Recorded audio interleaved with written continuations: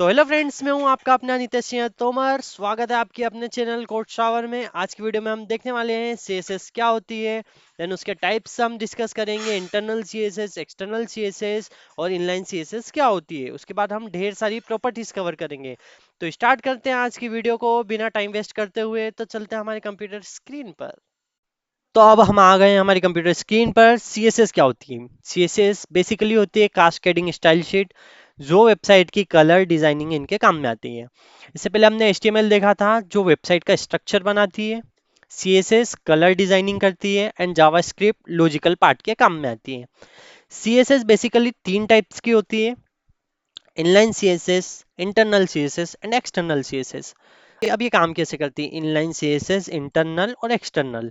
सबसे पहले inline CSS की बात करें तो वो टैग के अंदर ही हम यूज करते हैं इनलाइन को। कुछ इस टाइप से करते हैं, स्टाइल लिखते हैं हम, इक्वल्स टू में हम स्ट्रिंग लगाते हैं यहाँ पर, देन हम यहाँ पर सीएसएस का कोड लिखते हैं। ये होती है हमारी इनलाइन सीएसएस, सिंपल सा। इसके बाद देखा जाए तो ये हमारा फाइनल आउटपुट ऐसा आ रहा है भैया, बैकग्राउंड ग्रे है और जो भी कलर है वो टेक्स्ट का वो ब्लैक है। ठीक है। इंटरनल सीएसएस क्या होती है? हम बॉडी टैग में कोई सा भी टैग लिखते हैं, देन उसे एक्सेस हम हेड टैग के अंदर करते हैं। कैसे? ये हेड टैग है, हेड टैग के अंदर मैं स्टाइल टैग लगाता हूँ। यहाँ पर वहां मैंने एट्रीब्यूट लगाया था, यहाँ मैं टैग लगा रहा हूँ, ठीक है ना। उसके अंदर हम क्या करते हैं, टैग का नाम लिखते हैं, h1 लिखा, देन हम ब्रैकेट्स लगाते हैं, ये मैंने यहाँ पर ब्रैकेट लगाए हैं। उसके बाद हम CSS का कोड लिखते हैं, इसे हम इंटरनल CSS कहते हैं। एक्सटर्नल CSS क्या होती है?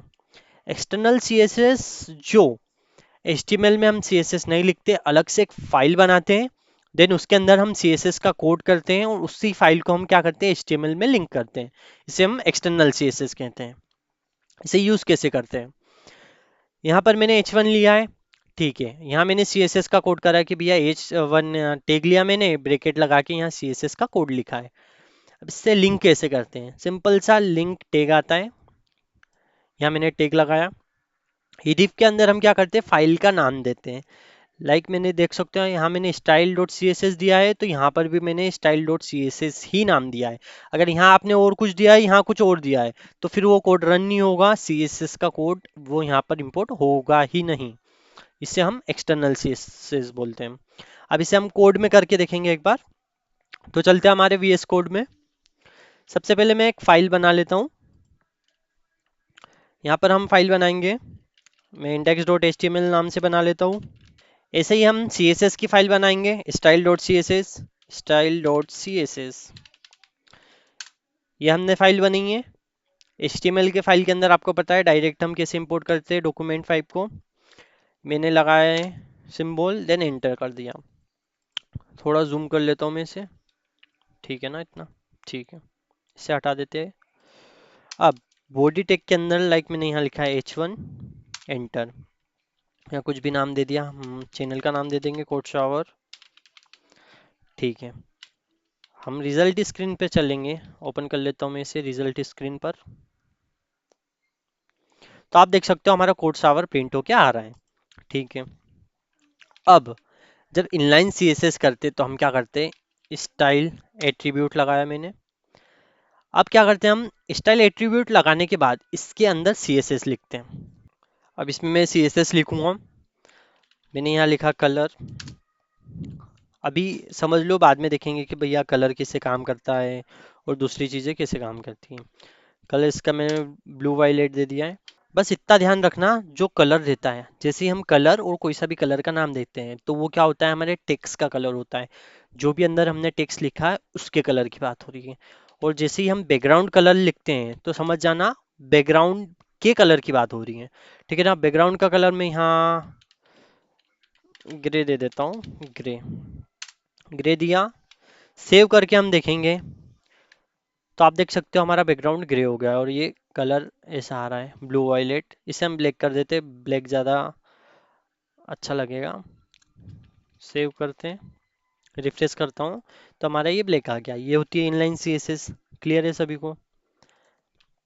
अब इंटरनल CSS में क्या होता है, कोई सा भी टैग रहता है, हम यहाँ लिखेंगे, हम कोड शावर लिखा मैंने। अब इस टैग के अंदर स्टाइलिंग करते ना हुए हम हेड टैग के अंदर स्टाइल टैग लगाते हैं। CSS बेसिकली हमारा प्रॉपर्टीज पे ही है पूरा, ठीक है ना। ये स्टाइल टैग लगाया मैंने, इसके अंदर मैंने h2 को इंपोर्ट किया।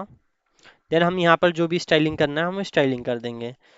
बैकग्राउंड कलर दे देता हूँ मैं, बैकग्राउंड कलर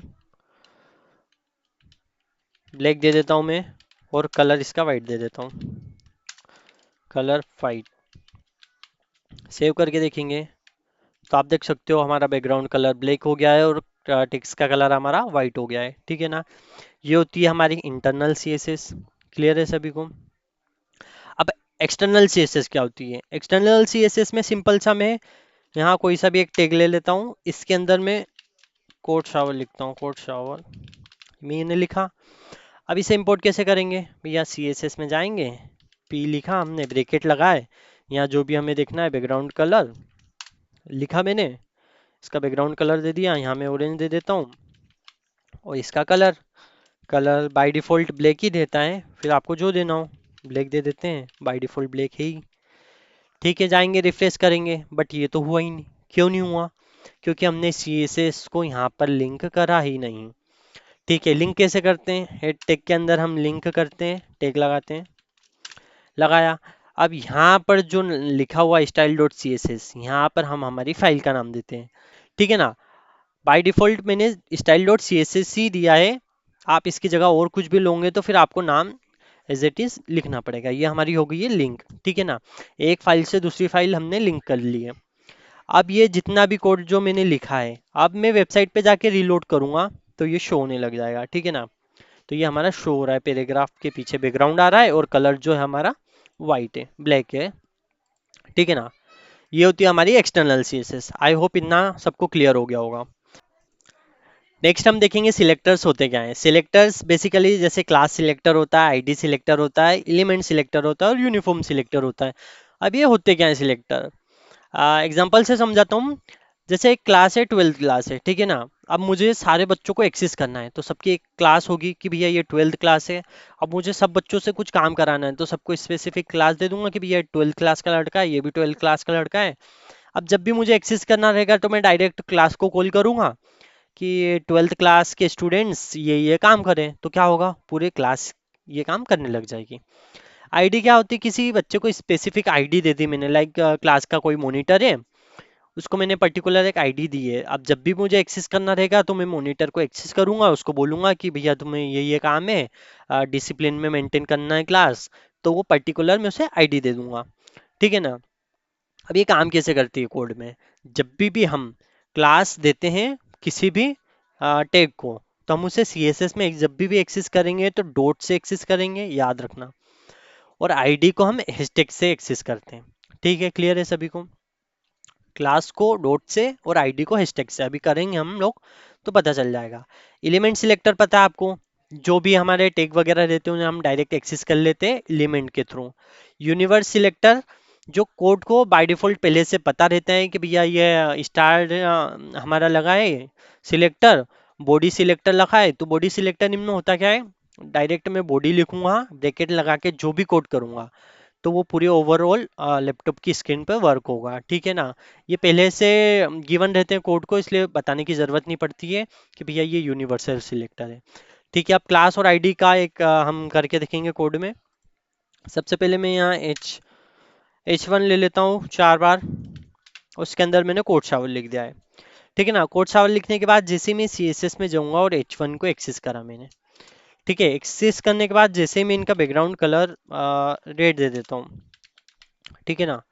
सेव करके रिजल्ट स्क्रीन पर चलेंगे हम, तो सारी जितने भी कोड शावर था सबका बैकग्राउंड कलर क्या हो गया? रेड हो गया।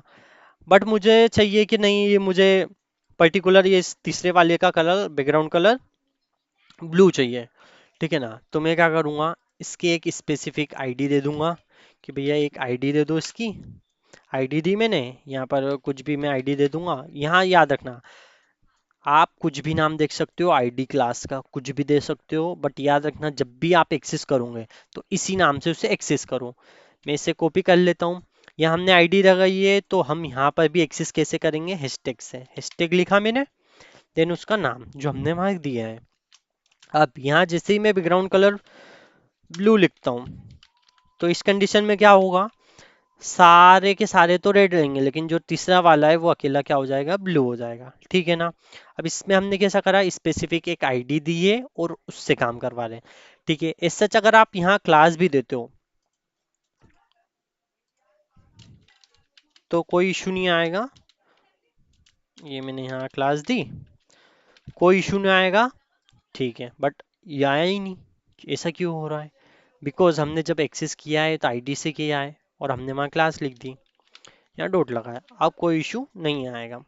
तो हम क्या करते हैं, कोड में आईडी और क्लास से हम उस एलिमेंट को एक्सेस करते हैं और फिर उसको सीएसएस में इम्प्लीमेंट करते हैं, क्लास को डॉट से और आईडी को हैशटैग से। क्लियर है सभी को? एलिमेंट सिलेक्टर पता है, डायरेक्ट जो मैं H1 सिलेक्ट कर रहा हूँ ये एलिमेंट सिलेक्टर है। यूनिवर्स सिलेक्टर कुछ इस टाइप में, लाइक मैंने यहाँ बॉडी दी और यहाँ जैसे ही मैं बैकग्राउंड कलर लिखा मैंने, और बैकग्राउंड कलर में जैसे ही ग्रे देता हूँ, तो इस कंडीशन में क्या होगा भाई, बॉडी तो हमने कहीं पर भी डिफाइन नहीं करी है बट इसे पता है, पहले से पता है, तो ये क्या करेगा, बॉडी का कलर ग्रे कर देगा। क्लियर है सभी को? ठीक है, इतने को मैं हटा देता हूँ, यहाँ से भी हम हटा देते हैं इसे। नेक्स्ट हम देखेंगे, अब इसका हम सिंटेक्स देखेंगे। यहाँ मैंने H1 लिखा है, ठीक है ना, एलिमेंट का नाम लिखा है और यहाँ मैंने ब्रैकेट लगाया। अब ये ब्रैकेट लगाना कंपलसरी है, ठीक है ना। उसके बाद मैंने कलर लिखा है, ये एक प्रॉपर्टी है सीएसएस की। ठीक है, प्रॉपर्टी जब भी लगाते हैं हम यहाँ पर डॉट डॉट लगा के आखिरी में सेमी कोलन लगाते हैं और इसके अंदर कलर आपको जो भी अच्छा लगे आप कलर दे सकते हो। ठीक है ना, ये बेसिकली हमारा ये सिंटेक्स है इसका सीएसएस का। ठीक है, नेक्स्ट हम देखेंगे कुछ प्रॉपर्टीज का डिस्कशन करेंगे।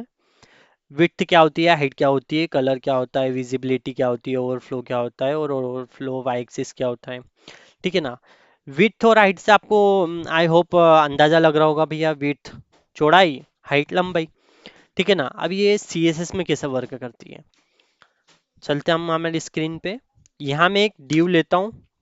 ड्यू आपको पता है क्या होता है, एक बॉक्स होता है जो बाय डिफॉल्ट 100% विड्थ लेता है। यहाँ पर मैंने ड्यू लिया है, इसके अंदर मैं एक पैराग्राफ टैग ले लेता हूँ और उसके अंदर एक डमी टेक्स्ट ले लेता हूँ 100 वर्ड्स का। ठीक है ना। अब लोरेम 100 करने से क्या होता है, डमी टेक्स्ट आता है हमारा।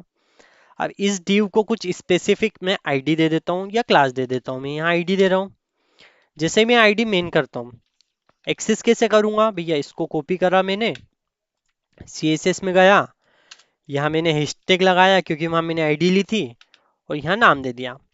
ठीक है, अब मैंने यहाँ ब्रैकेट लगाए। अब जो भी हम मुझे देना है कलर, बैकग्राउंड कलर मैंने दिया और यहाँ मैंने डार्क ऑरेंज कर दिया, डार्क ऑरेंज कर दिया मैंने। अब स्क्रीन पे चलेंगे, हम रिफ्रेश करेंगे तो क्या हो रहा है, ये हमारा एक ड्यू आया है जिसकी बाय डिफॉल्ट 100% विड्थ थे और हमारा टेक्स्ट आ गया है। बस हमने यहाँ पर बट हमने यहाँ पर हाइट नहीं गिवन दी है, बट जितना टेक्स्ट रहता है उतनी बाय डिफॉल्ट ये हाइट भी ले लेता है। जैसे मैं हाइट डिफाइन करूँगा, इसमें हाइट मैंने दी 300 पिक्सल। ठीक है ना। सेव करके देखेंगे हम, तो ये हमारी 300 पिक्सल हाइट आ गई किसी भी एलिमेंट की। ठीक है, विड्थ बाय डिफॉल्ट 180 ड्यू की, बट अगर आप चेंज करना चाहो तो चेंज कर दो। यहाँ मैंने 50% ली है, तो ये क्या हो गई, इसकी 50% हाइट आ गई स्क्रीन की। अब आप इसे पिक्सल्स में भी देख सकते हो, परसेंटेज में। अधिकतर हम क्या करते हैं, कोड में उसे पिक्सल्स में देखते हैं। ठीक है ना, हाइट को इसे हम परसेंटेज में भी दे सकते हैं, वीएच में भी दे सकते हैं। वीएच क्या होता है, view port height screen, like मैंने 100 वीएच दिया है तो बाय डिफॉल्ट वो स्क्रीन का 100% ले लेगा। 100% दिया है तो स्क्रीन का 100% ले लेगा। ठीक है ना। इसे हम पिक्सल्स में देते हैं। ठीक है, पिक्सल्स पीएक्स का से हम डायरेक्ट लिखते हैं इसे, जैसे 300 पिक्सल, 400 पिक्सल, जितने भी आपको पिक्सल्स देना हो। ये हमारी विड्थ और हाइट हो गई। ठीक है, सेव करते हैं, चलते हैं हम। ठीक है, ये आ गई हमारी। अब मार्जिन पेडिंग क्या होता है, मार्जिन क्या करता है, जो भी बैकग्राउंड में है पेरेंट जो भी है उसे खसकाने का काम करता है। ठीक है ना।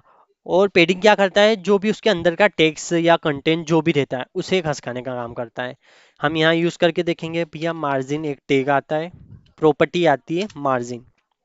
आपको पता है मार्जिन लिखा है मैंने डॉट डॉट लगा के, लास्ट में सेमीकोलन लगाते ही है, ठीक है ना। वीएस कोड ऑटो सजेस्ट कर देता है। जैसे ही मैं मार्जिन 100 पिक्सल देता हूँ तो ये क्या करेगा, चारों साइड से, टॉप से, लेफ्ट से, बॉटम से और राइट से, सब दूर से क्या करेगा, 100% पिक्सल ले लेगा। ये 100 पिक्सल ले ली इसने, ठीक है ना। अब मुझे अगर स्पेसिफिक देना है कि भैया लेफ्ट से ही चाहिए मुझे, टॉप से तो चाहिए ही नहीं, बॉटम से तो चाहिए ही नहीं, उस कंडीशन में क्या करते हैं हम, जैसे ही मैं मार्जिन लेफ्ट लिखता हूँ या मार्जिन टॉप लिखा मैंने, मार्जिन मार्जिन माइनस टॉप, ठीक है ना। अब जैसे ही मैं लिखता हूँ 200 पिक्सल, उस कंडीशन में क्या होगा, ये ऊपर से 200 पिक्सल नीचे आ जाएगा, ठीक है। लेफ्ट से मुझे करना है तो ऐसे ही मार्जिन लेफ्ट लिख दूंगा मैं। मार्जिन लेफ्ट लिखा तो ये क्या करेगा, लेफ्ट से साइड में आ जाएगा, ठीक है भैया। ये आ गया लेफ्ट से साइड में। ऐसा ही राइट का है और ऐसे ही बॉटम का है, ठीक है ना। Margin minus bottom, margin minus right, ठीक है। ऐसा करेंगे तो वो उधर से हो जाएगा। जब भी कोड में हमें margin left right bottom top एक साथ देना रहता है तो सिंपल हम मार्जिन लिखते हैं और 4 बार हमें इसे बता देते हैं कि लाइक हमें टॉप से कितनी चाहिए, राइट से कितनी चाहिए, बॉटम से कितनी चाहिए और लेफ्ट से कितनी चाहिए, लेफ्ट से कितनी चाहिए, ठीक है ना। सेव करके रिफ्रेश करूँगा तो ये उस हिसाब से एडजस्ट हो जाएगी, ठीक है ना। अब यहाँ पर मैंने क्या करा है, जो फर्स्ट वाला जो रहता है वो टॉप का रहता है, उसके बाद वाला राइट का, फिर बॉटम का और देन फिर लेफ्ट का रहता है, ठीक है ना। ये लास्ट वाला हमारा लेफ्ट का रहता है। ये क्या काम करता है, मार्जिन काम करता है। अब as it is padding, padding क्या करता है, अंदर के टेक्स्ट को खसकाने का काम करता है। पेडिंग लेफ्ट में कुछ भी करूँगा, ठीक है, तो क्या होगा, टेक्स्ट जो हमारा लिखा हुआ है उस ड्यू में वो लेफ्ट साइड खसक जाएगा, खसक गया है, ठीक है। वैसे ही पेडिंग में टॉप करता हूँ तो वो क्या करेगा, टॉप से खसक जाएगा, जितना भी अपने को करना है। सेव करा, रिफ्रेश करके देखेंगे टॉप से खसक रहा। एज इट इज राइट से करना हो तो राइट से कर दो, ये मैंने राइट से कर दिया, ये राइट से हो गया, ठीक है ना। अब हमें अगर चारों में ही देना है तो इतना पछते हुए ना, और अगर सेम देना है चारों में तो डायरेक्ट हम पेडिंग देके एक ही बार लिख देते, पेडिंग 50 पिक्सल, तो ये चारों साइड से ले लेगा, चारों साइड से ले लेगा। बट अगर स्पेसिफिक वही, अगर स्पेसिफिक सबको अलग अलग देना है तो मैं 4 बार गिवन दे दूंगा, ठीक है ना। जैसे 10 पिक्सल मुझे टॉप से चाहिए, लेफ्ट से कितना, राइट से कितना चाहिए, बॉटम से कितना चाहिए और लेफ्ट से कितना चाहिए, ठीक है ना। तो ये हमारा आ गया, ठीक है। बट हम स्पेसिफिक सबको सेम दे रहे हैं तो एक ही पेडिंग में हम एक बार लिख देंगे। ये होता है हमारा मार्जिन और पेडिंग, ठीक है ना। ठीक है, आ गया समझ में। अब ओवरफ्लो क्या होता है, ओवरफ्लो हमने यहाँ देखा था कि भैया ये ओवरफ्लो क्या काम करता है, ओवरफ्लो वाई एक्सिस क्या काम करता है। अब जब भी कोड, मैं सबसे पहले इसकी विड्थ कम करता हूँ, 150 करी, और कम करते हैं हम। सबसे पहले इसकी मार्जिन पेडिंग हटा देता हूँ मैं, और इसको मैं 70 कर देता हूँ। अब क्या हो रहा है, हमारा जो कोड है वो उस ड्यू के बाहर जा रहा है, ओवरफ्लो हो रहा है। अगर आप कई कई बार हमें ज़रूरत पड़ती है वेबसाइट में कि हमें ड्यू का साइज इतना ही रखना है और कंटेंट बाहर भी नहीं जाना चाहिए, तब हम क्या करते हैं, ओवरफ्लो नाम की एक प्रॉपर्टी आती है, उससे हम लिखते हैं ओवरफ्लो। जैसे मैं ओवरफ्लो हिडन करूँगा तो क्या होगा, जितना भी ओवरफ्लो हो रहा है वो हट जाएगा।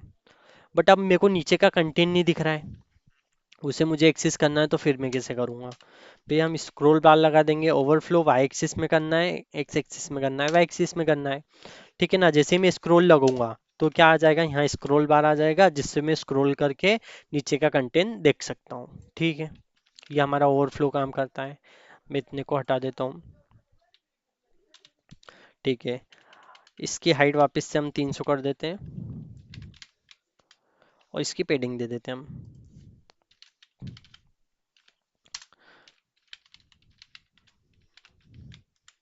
ये मैंने इसकी पेडिंग दे दी,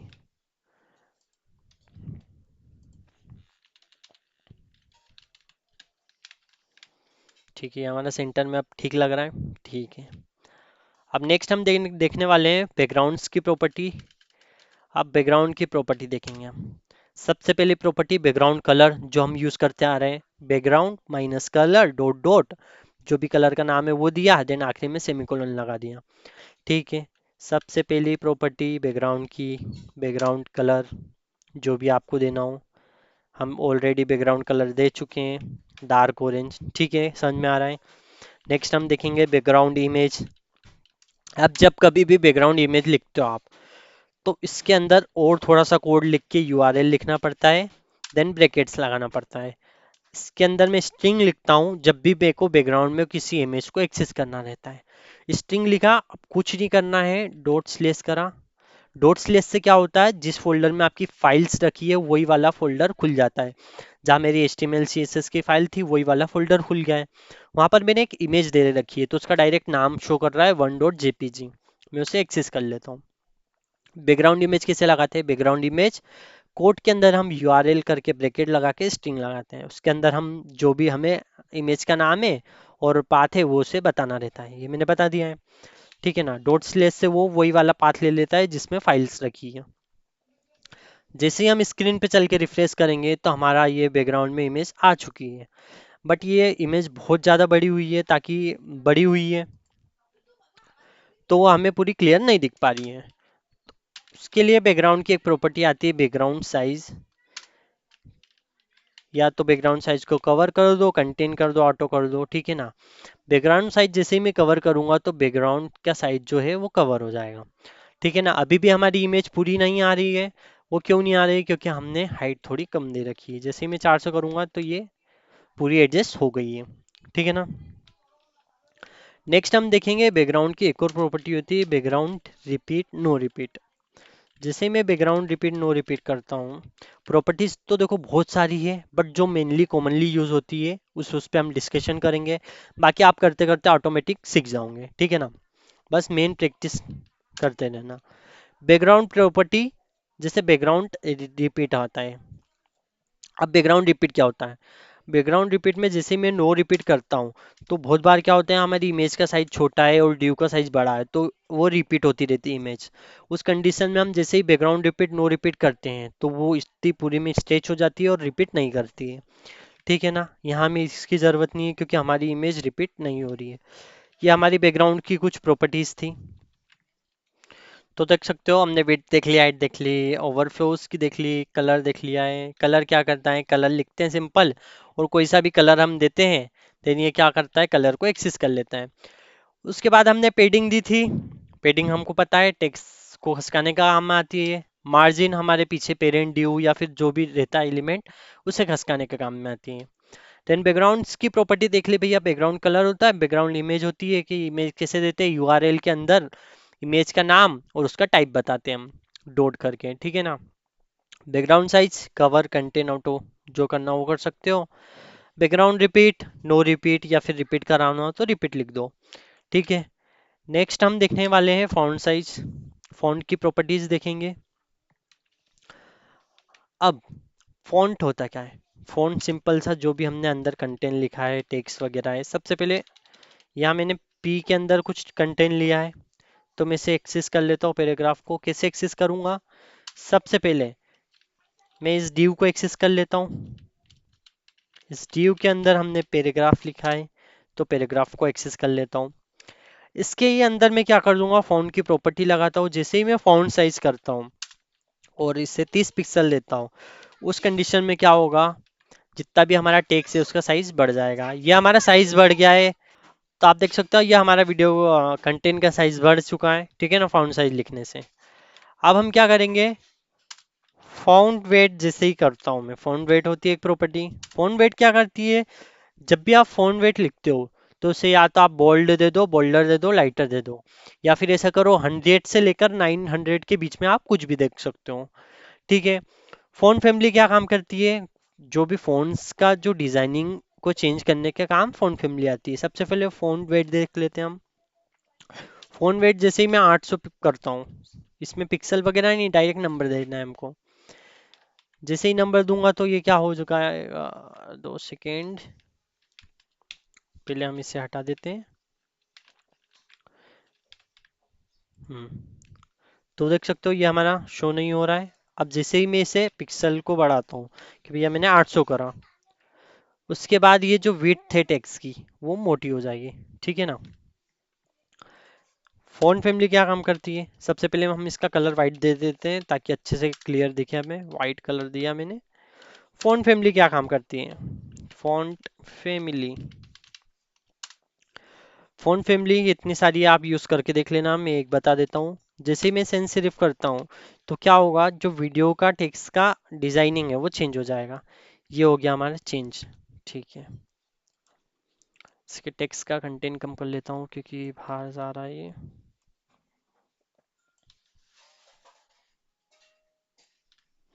ठीक है,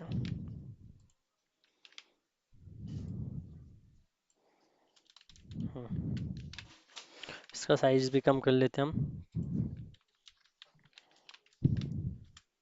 ठीक है, अब ये हमारा ठीक दिख रहा है। नेक्स्ट हम देखेंगे, फॉन्ट की हो गई हमारी कि भैया ये फॉन्ट होती है। नेक्स्ट हम बॉर्डर देखेंगे, बॉर्डर क्या काम में आती है। देखो, बॉर्डर को डिफाइन कैसे करते हैं, सबसे पहले हम बॉर्डर की विड्थ बताते हैं। देन बॉर्डर की स्टाइलिंग बताएंगे कि भैया ये सॉलिड है, डॉटेड है या डैश में देना चाहते हैं हम। देन उसका कलर बताएंगे, ये तीन हमको देना पड़ता है, ठीक है ना। सबसे पहले मैं बॉर्डर का क्या करूंगा भैया, बॉर्डर की विड्थ बता देंगे भैया कितनी विड्थ चाहिए। मैंने बोला 10 पिक्सल चाहिए। फिर क्या करेंगे, बॉर्डर की स्टाइल बता देंगे कि भैया बॉर्डर किस स्टाइल की होनी चाहिए, सॉलिड होनी चाहिए, डैश डैश में होनी चाहिए, डॉटेड में होनी चाहिए। डैश ये मैंने सॉलिड करा। देन हम बॉर्डर का कलर बताते हैं। अब जैसे ही मैं बॉर्डर का कलर बताऊंगा, बॉर्डर कलर में यहाँ पर ब्लैक ले लेता हूँ, तब क्या होगा, एक बैकग्राउंड इमेज के साइड से एक बॉर्डर आ जाएगी, ठीक है ना। बट ये यहाँ पर बॉर्डर आ रही है, ये ऐसा इसलिए हो रहा है क्योंकि हमने इसे पैराग्राफ में दिया है,